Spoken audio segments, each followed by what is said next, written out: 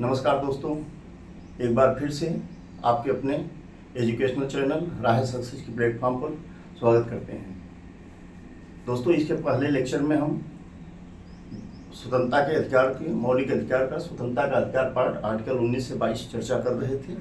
उस कड़ी में आर्टिकल 90 के बारे में, जो आर्टिकल 90 में 6 अधिकार हैं, उसके बारे में हम आपसे डिस्कस कर चुके हैं और विचार एवं अभिव्यक्ति की स्वतंत्रता क्यों आवश्यक है, इस मुद्दे पर भी हम आपसे डिस्कस कर चुके हैं प्रीवियस लेक्चर में। आज के लेक्चर में जो आर्टिकल 19 में 6 फंडामेंटल राइट हमें दिए गए हैं, अधिकार दिए गए हैं स्वतंत्रता के अधिकार में, उसमें का सबसे महत्वपूर्ण जो टॉपिक है वो विचार एवं अभिव्यक्ति की स्वतंत्रता, आर्टिकल 19 के क्लाज 1 के सब क्लाज ए। उस टॉपिक में सबसे महत्वपूर्ण जो मुद्दा है विचार एवं अभिव्यक्ति की स्वतंत्रता, आर्टिकल 19 के क्लाज 1 के सब क्लाज ए में, वो है मीडिया, प्रेस। आज मीडिया में जो भी चल रहा है, जो उसका स्वरूप सामने आ रहा है हमारे आपके, यहाँ से क्वेश्चन तय है आना कि लोकतंत्र के चौथे स्तंभ के रूप में जो मीडिया को जाना जाता है, क्या वह अपनी भूमिका का निर्वहन कर पा रहा है आज के समय में। यह हम देखने की कोशिश करेंगे कि वह जो उसका रोल है मीडिया का लोकतंत्र के चौथे स्तंभ के रूप में, उस भूमिका का किस प्रकार वो अपना निर्वहन कर रहा है, कि क्या वह निर्वहन करने में सफल है या उससे असफल हो गया या फिर वह डाइवर्टेड हो गया है। इस चीज़ को हम देखने का प्रयास करेंगे। हाँ, पहले हम ये देखते हैं कि विचार एवं अभिव्यक्ति की स्वतंत्रता आवश्यक क्यों है, इसका इम्पोर्टेंस क्या है। फिर हम आएंगे प्रेस की स्वतंत्रता में। आपको हम बता चुके हैं इंडियन एक्सप्रेस न्यूज़पेपर बनाम भारत संघ के मामले में प्रेस की स्वतंत्रता को विचार एवं अभिव्यक्ति की स्वतंत्रता के अंतर्गत एक मौलिक अधिकार, फंडामेंटल राइट माना गया है प्रेस की स्वतंत्रता को। आज उसी फंडामेंटल राइट का हम यहाँ डिस्कस करेंगे कि विचार एवं अभिव्यक्ति की स्वतंत्रता आवश्यक क्यों है। आवश्यक इसलिए है कि इंडियन एक्सप्रेस न्यूज़पेपर बनाम भारत संघवाद में यह बात कहा गया था उसमें कि यह एक फंडामेंटल राइट है, मूलभूत अधिकार है। क्यों मूलभूत अधिकार है? कि व्यक्ति के व्यक्तित्व के विकास के लिए यह अत्यंत आवश्यक है विचार एवं अभिव्यक्ति की स्वतंत्रता। अगर जो भी हमारे मन में, चाहे वो अनुसंधान को लेकर या किसी रिसर्च को लेकर, या जो हमारे थॉट डेवलप हो रहे हैं, अगर हम उसको एक्सप्रेस नहीं कर पाएंगे, लोगों के सामने अभिव्यक्त नहीं कर पाएंगे, तो फिर किसी भी व्यक्ति के व्यक्तित्व का जो डेवलपमेंट होता है वो समर्थ नहीं हो पाएगा। फिर दूसरा है कि यह जीवंत लोकतंत्र की स्थापना करता है। जीवंत लोकतंत्र की स्थापना करने का मतलब कि पक्ष और विपक्ष दोनों के मुद्दों को सामने रखते हुए सरकार की अन्यायपूर्ण नीतियों का विरोध करते हुए सरकार की तानाशाही को रोकना ही जीवंत लोकतंत्र की स्थापना कहलाता है। जीवंत लोकतंत्र मतलब जिसमें दोनों की भागीदारी हो, विमर्शकारी लोकतंत्र हो, जहां पक्ष और विपक्ष की बातें सुनते हुए डिबेट किया जाए, निष्कर्ष तक पहुंचे, वह जीवंत लोकतंत्र की स्थापना करता है। अर्थात इसमें भागीदारी और विमर्शकारी लोकतंत्र, भागीदारी मतलब कि इसमें सभी की भागीदारी होती है। विचार एवं अभिव्यक्ति स्वतंत्रता के माध्यम से हम सरकार की आलोचना कर सकते हैं, सरकार की जो अन्यायपूर्ण नीतियां होती हैं उनका विरोध करते हुए, जवाबदेह सरकार को अकाउंटेबल बनाते हुए उसकी तानाशाही को रोका जा सकता है विचार एवं अभिव्यक्ति की स्वतंत्रता के व्यवहार में। आप देख सकते हैं, अगर सरकार के द्वारा कोई ऐसा काम किया जाता है, कोई ऐसी नीतियां बनाई जाती हैं जो समाज के परिप्रेक्ष्य में सही नहीं है, तो मीडिया के द्वारा अपने हम अधिकारों का प्रयोग करते हुए एक आम व्यक्ति भी विचार एवं अभिव्यक्ति स्वतंत्रता के माध्यम से, आज के समय में जो सोशल मीडिया का दौर है उसके माध्यम से हम अपने असहमति के स्वर को व्यक्त कर सकते हैं सरकार के सामने, और उसकी अन्यायपूर्ण नीतियों का विरोध करते हुए सरकार की तानाशाही पर रोक लगाया जा सकता है विचार एवं अभिव्यक्ति की स्वतंत्रता के माध्यम से। यह प्रगतिशील एवं नवाचारी समाज की प्राथमिक शर्त है। कोई भी समाज अगर प्रगतिशील होगा, डेवलपिंग स्टेज में होगा, तो उस समाज जो है इनोवेशन सोसाइटी की यह प्राथमिक शर्त है कि नए विचारों की खोज होगी। इसमें हम अभी आपसे जो डिस्कस किए थे, बोले कि नई खोजों होगी, इसमें अनुसंधान के लिए यह आवश्यक है। क्योंकि अगर किसी के माइंड में, जो भी दिमाग में, व्यक्ति के व्यक्तित्व में, मानसिक सोच में जो वह सोच रहा है, अगर वह व्यक्त नहीं कर पाएगा लोगों के सामने, तो एक तरीके से जो अनुसंधान की प्रक्रिया है वह बाधित होगी। सहिष्णु समाज के लिए, सहिष्णुता का तात्पर्य यहाँ है कि विभिन्न धर्म, विभिन्न विचारधाराओं, विभिन्न समाज के विभिन्न वर्गों के जो आपसी मतभेद हैं वो न होते हुए भी सबके विचारधाराओं का समावेशन करते हुए आपसी सहमति को बनाए रखना ही सहिष्णुता कहलाती है। अर्थात कि हम मुस्लिम धर्म को भी अपना सुने और ईसाई को भी, क्रिश्चियन को भी, हिंदू को भी, सभी की बातों को सुनते हुए आपस में एक समावेशन अर्थात अनेकता में एकता की भावना ही सहिष्णुता कहलाती है। जहाँ की सभी विचारधाराओं का एक बराबर सम्मान हो, उसी को सहिष्णु समाज कहते हैं। अगर विचार में अभिव्यक्ति स्वतंत्रता नहीं होगी तो आपस में जो भी विचारधाराएं हैं सभी धर्मों के बीच में, उसमें मतभेद पैदा हो सकता है। एक दूसरे की बातों को अगर सुनने की, समझने की और बर्दाश्त करने की जो क्षमता नहीं होगी तो उससे सहिष्णु समाज नहीं कहा जाएगा। सहिष्णुता का शाब्दिक अर्थ है कि विभिन्न विचारधाराओं, विभिन्न धार्मिक स्वरूपों का आपसी समावेशन ही सहिष्णुता कहलाती है। अर्थात दूसरे की भी विचारों को सुनने की क्षमता, सहन करने की क्षमता ही टॉलरेंस कहलाता है। वंचित वर्गों, अल्पसंख्यकों को समाज की मुख्य धारा से जोड़ने का एक साधन है विचार एवं अभिव्यक्ति की स्वतंत्रता। यह इसका इंपॉर्टेंस है आर्टिकल 19 के क्लास 1 के सब क्लाजे में विचार एवं अभिव्यक्ति की स्वतंत्रता का क्यों आवश्यक है, ये इसकी आवश्यकता क्यों है, इसका इंपॉर्टेंस क्या है। इसके पहले हम आपसे एक बात कहना चाहेंगे कि यह टॉपिक मेंस और मुख्य परीक्षा के मुद्दे से बेहद महत्वपूर्ण है और यहाँ से क्वेश्चन अगर कभी आएगा, आप आज की क्लास को अगर आप प्रॉपर तरीके से कंसंट्रेशन के साथ सुन लेंगे और समझ लेंगे तो हम आशा करते हैं कि कभी भी कमीशन के एग्जाम में या आम बोलचाल की भाषा में कोई मीडिया के बारे में डिस्कस करना होगा आप, तो आप एक नपी तुली सधी भाषा में, एक फॉर्मल लैंग्वेज में उसको डिस्कस करते हुए और कभी ज़रूरत कहीं पड़ी तो आप उसको लिख सकते हैं बिल्कुल इसी तरीके से। यह हुआ कि आर्टिकल 19 के विचार एवं अभिव्यक्ति स्वतंत्रता का महत्व क्या है, क्या क्यों इसकी जरूरत पड़ी और इसकी आवश्यकता क्या है, इसका समाज के लिए और देश के लिए इसका क्या इंपॉर्टेंस है। यह सर्वाधिक मूलभूत अधिकार है। इंडियन एक्सप्रेस बनाम न्यूज़पेपर बनाम भारत संवाद में यह बात कही गई थी कि प्रेस की स्वतंत्रता और विचार एवं अभिव्यक्ति स्वतंत्रता एक मौलिक अधिकार है। उसके बाद विमर्शकारी यह जीवंत लोकतंत्र की स्थापना करता है। जीवंत लोकतंत्र की स्थापना मतलब कि सहमति और असहमति के स्वर को एक साथ सुना जाए, जो है वही जीवंत लोकतंत्र की स्थापना करता है। इससे क्या होता है कि विमर्शकारी लोकतंत्र प्रभावी होता है और सरकार की अन्यायपूर्ण नीतियों का विरोध करते हुए सरकार की डिक्टेटरशिप, तानाशाही को रोका जा सकता है। और प्रगतिशील नवाचारी समाज के लिए यह प्राथमिक शर्त है। सहिष्णुता के लिए यह आवश्यक है। वंचित वर्ग और अल्पसंख्यक को समाज की मुख्य धारा से जोड़ने का है ये साधन है। इसी को मद्देनजर रखते हुए इंडियन एक्सप्रेस न्यूज़पेपर बनाम भारत संवाद के बाद विभिन्न ऐसे मुद्दे आए। इसी के तहत मौन धारण करने की स्वतंत्रता का अधिकार इमैनुअलवाद बनाम केरल राज्यवाद में यह बात कही गई कि व्यक्ति को मौन धारण करने की स्वतंत्रता है। अर्थात आप कभी मूवी देखने जाते हैं किसी थिएटर में तो हमारा एंथम चलता है, राष्ट्रगान पहले शुरू होगा, तो उस समय अगर कोई व्यक्ति मौन है तो उसको मौन धारण करने की स्वतंत्रता है। वह नहीं अगर उसको बोल सकता है, नहीं गा सकता है साथ में, तो वह मौन धारण भी कर सकता है। इस पर कोई आक्षेप नहीं है। यह इमैनुअलवाद में कहा गया था। राष्ट्रीय ध्वज फहराने का अधिकार है सभी को, नवीन जिंदलवाद में कहा गया था। सार्वजनिक बहस और सरकार की आलोचना कर सकते हैं विचार एवं अभिव्यक्ति की स्वतंत्रता के तहत, यह ब्रजभूषणवाद में कहा गया। ऑनलाइन अभिव्यक्ति का अधिकार श्रेया सिंघलवाद में कहा गया था कि प्रत्येक व्यक्ति को, प्रत्येक नागरिक को ऑनलाइन अभिव्यक्ति की स्वतंत्रता का अधिकार है। जो हम आप यूट्यूब के माध्यम से, फेसबुक के माध्यम से, सोशल मीडिया के माध्यम से जो भी हम अपने विचार अभिव्यक्त करते हैं और जो आलोचना करते हैं सरकार की, वह श्रेया सिंघलवाद में यह बात अधिकार दिया गया था सुप्रीम कोर्ट के द्वारा।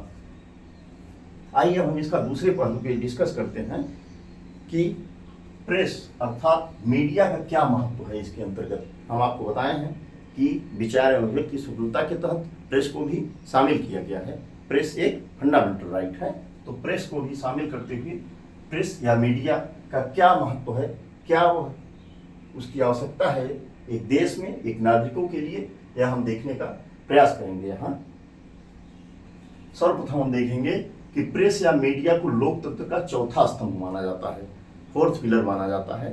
यह बात आप जानते हैं कि मीडिया को लोकतंत्र का चौथा स्तंभ माना जाता है। यह जनमत के निर्धारण में महत्वपूर्ण योगदान है इसका। जनमत के निर्धारण में मतलब परिचर्चात्मक लोकतंत्र के आधार पर के रूप में यह है, जब सरकार को जवाबदेह बनाने में और नागरिकों की शासन में सक्रिय भागीदारी।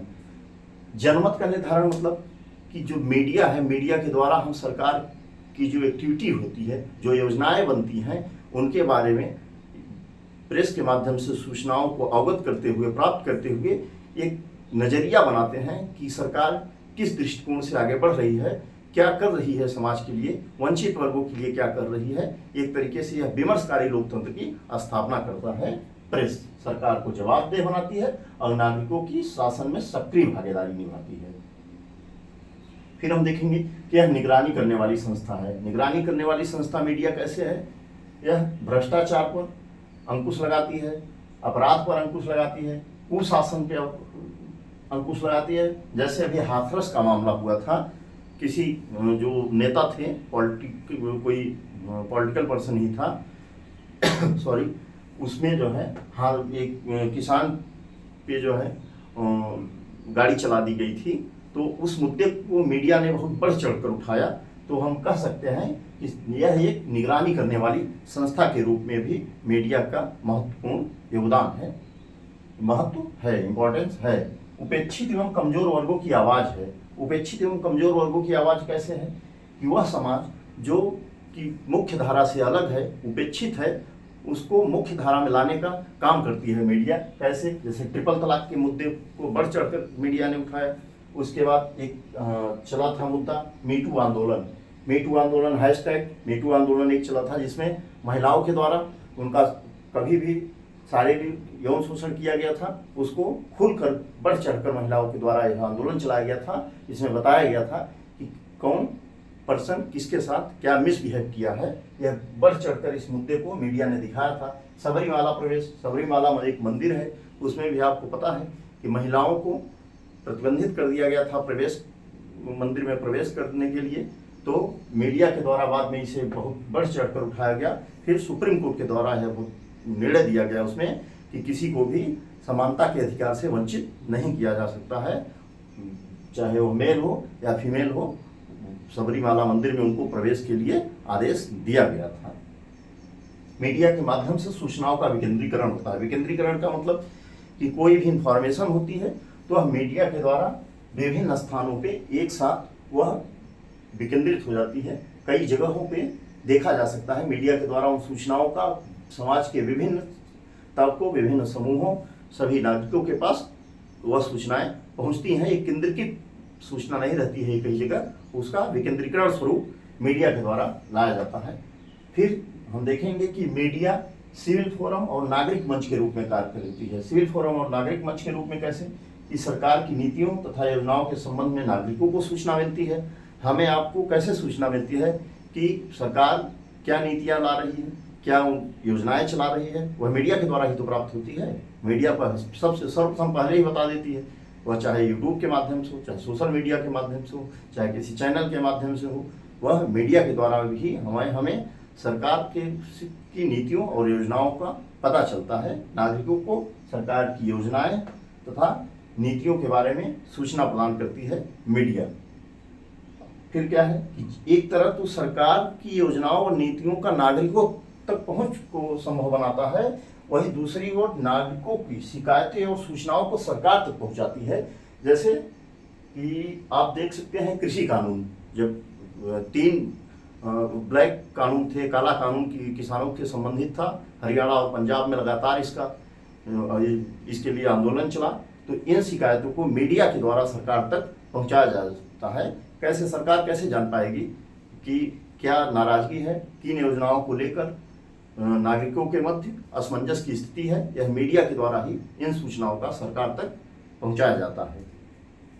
अर्थात भागीदारी लोकतंत्र की स्थापना होती है। यहाँ भागीदारी लोकतंत्र की स्थापना होती है। सरकार की नीतियों तथा योजनाओं के संबंध में नागरिकों को सूचना देती है मीडिया, वहीं नागरिकों की शिकायतें तथा सूचनाओं को सरकार तक पहुंचाती है। इसको आप देख सकते हैं कृषि कानून के माध्यम से। यह एक व्यक्तिगत जीवन में, प्रैक्टिकल लाइफ में आप उदाहरण समझ सकते हैं आप। क्या रहा मीडिया का महत्व? क्या रहा कि मीडिया को लोकतंत्र का चौथा स्तंभ माना जाता है। चतुर्थ स्तंभ है प्रेस या मीडिया। जनमत का निर्धारण करती है। जनमत का निर्धारण मतलब आपसी पर चर्चा के माध्यम से इस तरीके से जनमत का निर्धारण करती है कि क्या सही है, क्या गलत है, सरकार किन कानून कायदों पे चल रही है, क्या सरकार संवैधानिक दृष्टिकोण से सही चल रही है, उपेक्षित वर्गों के लिए क्या योजनाएं लाई जा रही हैं। इन सब चीज़ों को विमर्शकारी लोकतंत्र की स्थापना करते हुए चर्चा पर चर्चा के माध्यम का एक यह आधार है। मीडिया अर्थात प्रेस सरकार को जवाबदेह बनाती है और नागरिकों के शासन में भागीदारी को कायम करती है। यह एक निगरानी करने वाली संस्था है। किसकी निगरानी? भ्रष्टाचार अगर कोई होता है, अब देखिए आए दिन प्रेस या मीडिया के द्वारा कोई अगर करप्शन में पकड़ा गया तो उसको एक व्यापक विकेंद्रीकृत सूचना के तौर पे सभी तक वो पहुंचता है। अपराध को यह कम करता है, कुशासन को यह कम करता है। हाथरस का मामला आप देख सकते हैं, किसानों पे जो गाड़ी चल गई थी उस मुद्दे को मीडिया ने बढ़ चढ़ कर दिखाया। उपेक्षित व कमजोर वर्गों की आवाज़ है। ट्रिपल तलाक के मुद्दे को बढ़ चढ़ कर दिखाती है मीडिया। अगर उसी की वजह से ट्रिपल कानून बन सका ट्रिपल तलाक का। मीटू आंदोलन में इसकी सहभागिता जोरों शोरों से रही, व्यापक योगदान रहा इसका। सबरीमाला प्रवेश के मुद्दे को इसने उठाया। फिर मीडिया के माध्यम से सूचनाओं का विकेंद्रीकरण होता है, अर्थात सूचनाओं कोई भी इंफॉर्मेशन होगी तो वह विभिन्न वर्गों, विभिन्न समूहों, समाज के सभी नागरिकों तक पहुंच को कायम करती है मीडिया। फिर सिविल फोरम का काम करती है। सरकार की नीतियों और योजनाओं के संबंध में नागरिकों को सूचना प्रदान करती है और नागरिकों की शिकायतें एवं सूचनाओं को सरकार तक पहुंचाती है, अर्थात भागीदारी लोकतंत्र की स्थापना करती है मीडिया। यह तो मीडिया का इम्पोर्टेंस कहा।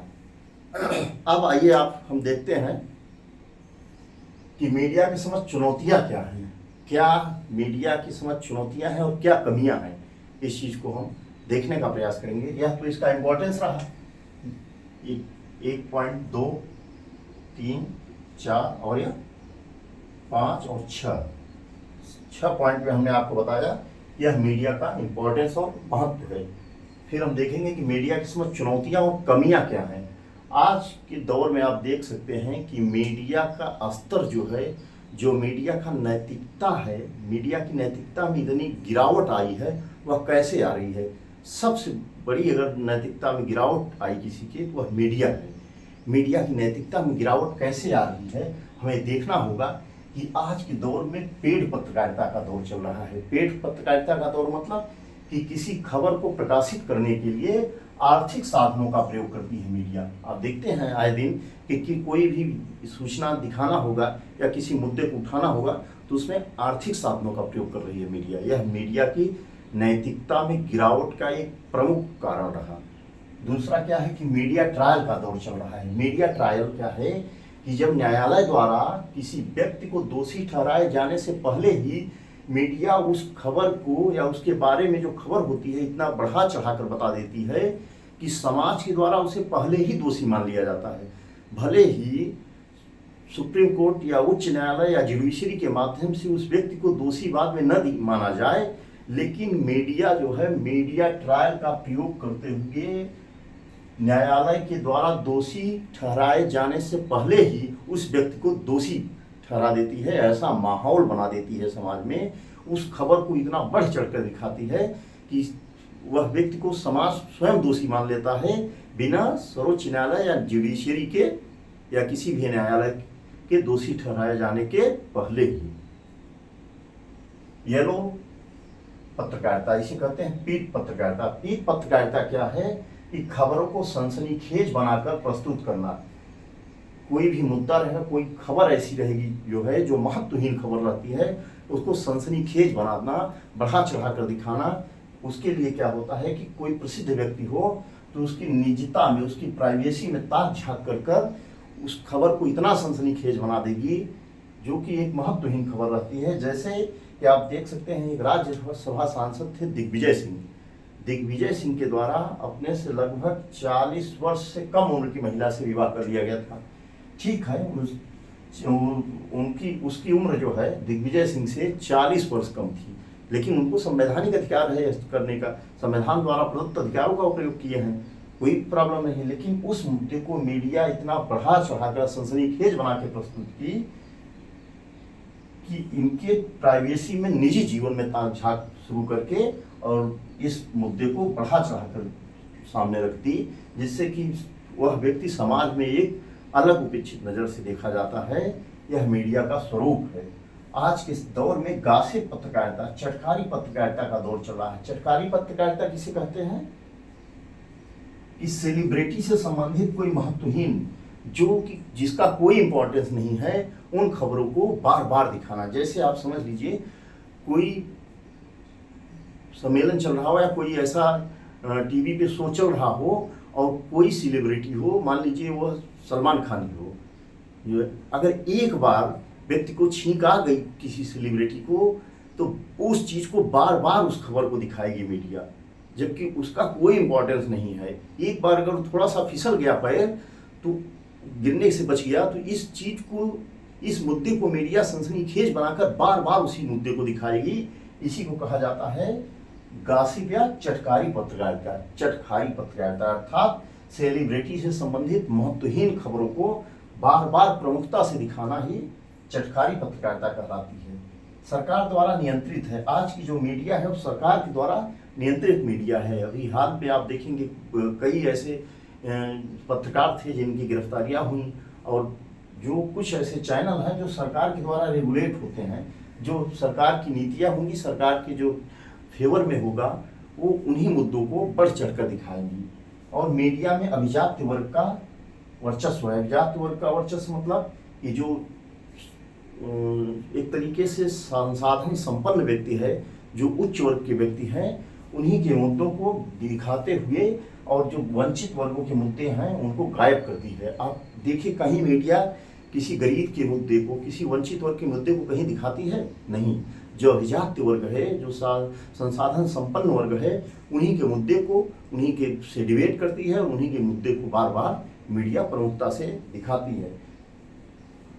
फिर अगला हम देख सकते हैं कि यह रिपोर्ट्स विदाउट बॉर्डर में, रिपोर्ट्स विदाउट बॉर्डर के द्वारा जो मीडिया का प्रेस फ्रीडम इंडेक्स है, प्रेस स्वतंत्रता सूचकांक है, उसमें भारत का जो स्तर है, जो इंडेक्स में जो स्थान है, वो सन 14 से आज तक में गिरता हुआ जा रहा है। 2014-15 में अगर हम देखेंगे तो प्रेस फ्रीडम इंडेक्स में भारत का स्थान लगभग 138 था। मेरे हिसाब से 14 या 15 में 138 था, और आज पिछले वर्ष में 2023 में जो मीडिया का प्रेस फ्रीडम इंडेक्स था, उसमें भारत का स्थान 161 था 180 देशों में, और इस बार 159 है। 2024 के प्रेस फ्रीडम इंडेक्स में मीडिया का स्थान 159 है, अर्थात 2 स्थान छलांग लगाते हुए एक अच्छे पायदान पे खिसकी है मीडिया। लेकिन फिर भी हम अन्य देशों की अपेक्षा अभी प्रेस फ्रीडम इंडेक्स में बहुत नीचे हैं। वर्ष 2015-16 से अगर आप देखेंगे तो 138, 14 या 15 में मीडिया का जो स्थान था प्रेस फ्रीडम इंडेक्स 180 देशों में, वो 138 था, और आज वह बढ़कर लगभग 20 स्थान नीचे गिर चुका है। 158, 159 इस बार का है। 2024 में यह किसके द्वारा जारी की जाती है रिपोर्ट? रिपोर्ट्स विदाउट बॉर्डर के द्वारा प्रेस फ्रीडम इंडेक्स जारी किया जाता है, और इसमें भारत का स्थान 2024 में 159वां स्थान है, और 2023 में 161वां स्थान था। किस तरीके से मीडिया जो अपने आप को देश का नंबर 1 चैनल बताती है और लोकतंत्र का चौथा स्तंभ है, उस अपनी बेशर्मी की हद पार करते हुए इस चीज़ को मानने के लिए तैयार नहीं है कि उसका अंतर्राष्ट्रीय स्तर पर क्या इंडेक्स में स्थान है, उसकी पोजीशन क्या है। इस चीज़ को कभी नहीं देख रही है कि हम इसमें सुधार किया जाना चाहिए। फिर भी वह कोई चैनल चिल्ला कर बोलता है कि हम देश के नंबर 1 चैनल है। वह खुद साबित कर रहा है, बताता है कि हम देश के नंबर 1 चैनल हैं, जो देश को प्रेस फ्रीडम इंडेक्स में मीडिया को निचले स्तर पर लाने का सबसे बड़ा काम मीडिया चैनलों के द्वारा किया जा रहा है। वहीं दूसरी ओर सरकार के द्वारा कुछ मुद्दे ठीक है, नियंत्रित है, रेगुलेटेड है, लेकिन अगर मीडिया सेल्फ रेगुलेट होकर काम करे तो वह स्वतंत्र मीडिया है, उसके ऊपर किसी का दबाव नहीं है। कुछ मामलों में तार्किक रूप से उस पर देश की अखंडता और एकता को ध्यान में रखते हुए, लॉ एंड ऑर्डर को ध्यान में रखते हुए उस पर संविधान के द्वारा स्वतः सीमाएं लगाई गई हैं। अगर उन सीमाओं को एक सही डायमेंशन से लागू किया जाए तो मीडिया को रेगुलेट करना आवश्यक नहीं है सरकार को। हम आज के दौर की मीडिया का एक बार जो चुनौतियां और कमियां हैं आप देखिए कि एक तरफ तो मीडिया को लोकतंत्र का चौथा स्तंभ माना जाता है, आपको पता है, वहीं दूसरी तरफ मीडिया की नैतिकता में गिरावट सबसे ज़्यादा आई है। नैतिकता में गिरावट कैसे आई है मीडिया की कि पेड पत्रकारिता का दौर चल रहा है, अर्थात किसी भी खबर को दिखाने से पहले आर्थिक संसाधनों का प्रयोग किया जा रहा है। इसी को कहा जाता है पेड पत्रकारिता। यह मीडिया की नैतिकता में गिरावट का प्रमुख कारण है। दूसरी तरफ मीडिया ट्रायल का दौर है। मीडिया ट्रायल उसे कहते हैं जब किसी दोषी व्यक्ति को न्यायालय द्वारा दोषी ठहराए जाने के पहले ही मीडिया के द्वारा ऐसा माहौल क्रिएट कर दिया जाता है कि समाज के द्वारा उसे स्वतः दोषी मान लिया जाता है, भले ही वह बाद में सर्वोच्च न्यायालय या न्यायालय जुडिशरी के द्वारा निर्दोष साबित हो। यह मीडिया की नैतिकता है आज के दौर में। आप देखिए, पीत पत्रकारिता, खबरों को सनसनीखेज बनाकर प्रस्तुत करना, किसी भी व्यक्ति के निजी जीवन में ताक झांक करके उन खबरों को सनसनीखेज बनाकर दिखाना, जो कि महत्वहीन खबरें हैं। मीडिया का जो काम है वो उपेक्षित एवं वंचित वर्गों को के मुद्दे को दिखाते हुए समाज के मुख्य धारा में जोड़ने का कार्य है। सरकार की तानाशाही पर रोक लगाने का कार्य है। विमर्शकारी लोकतंत्र की स्थापना करने का कार्य है। जीवंत लोकतंत्र की स्थापना करने का कार्य है। यह इस जो अपना यह उद्देश्य है मीडिया, उसको न पूरा करते हुए मीडिया की नैतिकता में गिरावट आ रही है। और गिरावट आने का सबसे बड़ा कारण है आज के दौर में पेड पत्रकारिता, पीठ पत्रकारिता, गॉसिप पत्रकारिता और सरकार के द्वारा नियंत्रित मीडिया आज के दौर में है। और मीडिया में अभिजात वर्ग का वर्चस्व है। वंचित वर्गों के मुद्दे मीडिया से गायब हुए दिखाई देते हैं। बेरोजगारी पे कौन बात कर रहा है? जो भी कैंडिडेट, आप अभी देखिए हमारे पहलवानों के द्वारा दिल्ली में जो हड़ताल किया जा रहा था, कितनी मीडिया ने इसको दिखाया? कहीं नहीं। बेरोजगारी पर कोई छात्र आज के समय में, हम आप कहीं भी बैठे रहते हैं, कोई अच्छी मीडिया या जो अच्छी लेवल का चैनल है, कौन उनके पास आता है? कोई नहीं आएगा। लेकिन वहीं अगर गॉसिप पत्रकारिता करना हो, किसी सेलिब्रिटी से संबंधित खबर को दिखाना हो, जो महत्वहीन खबरें होती हैं उनको सनसनीखेज बनाकर बार बार उसी खबर को दिखाना, और रिपोर्ट्स विदाउट बॉर्डर के द्वारा जो प्रेस फ्रीडम इंडेक्स है उसमें भारत का गिरता हुआ स्थान यह दिखा रहा है कि मीडिया के प्रवृत्ति में, मीडिया के स्वरूप में एक व्यापक गिरावट का दौर है। वह किस तरीके है? मीडिया की नैतिकता में गिरावट का 3 कारण चार हैं: पेड पत्रकारिता, मीडिया ट्रायल, पीठ पत्रकारिता, गॉसिप पत्रकारिता, सरकार के द्वारा नियंत्रित। यह मीडिया की नैतिकता में यहाँ तक के पॉइंट गिरावट का प्रमुख कारण है। उसके बाद सरकार के द्वारा भी नियंत्रित होती है मीडिया में अज्ञात वर्ग का वर्चस्व है। रिपोर्ट्स विदाउट बॉर्डर में के माध्यम से जो प्रेस फ्रीडम इंडेक्स है उसमें भारत का गिरता हुआ स्थान, रैंक, यह दिखा रहा है कि मीडिया के स्वरूप में परिवर्तन हुआ है।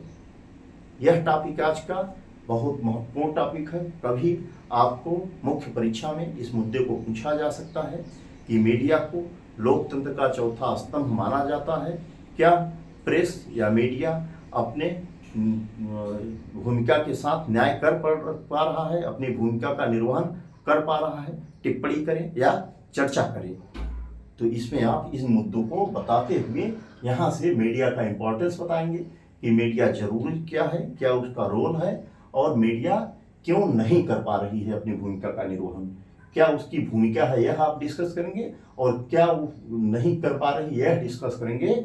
फिर एक निष्कर्ष बताएंगे कि मीडिया को स्वविनियमित होना चाहिए, सेल्फ रेगुलेटेड होनी चाहिए मीडिया पर, और अन्य सीमाएं सरकार के द्वारा लागू नहीं की जानी चाहिए। जो सीमाएं संविधान के द्वारा प्रदत्त हैं उन्हीं को वस्तुनिष्ठ रूप में लागू करते हुए उनका नियंत्रण करें।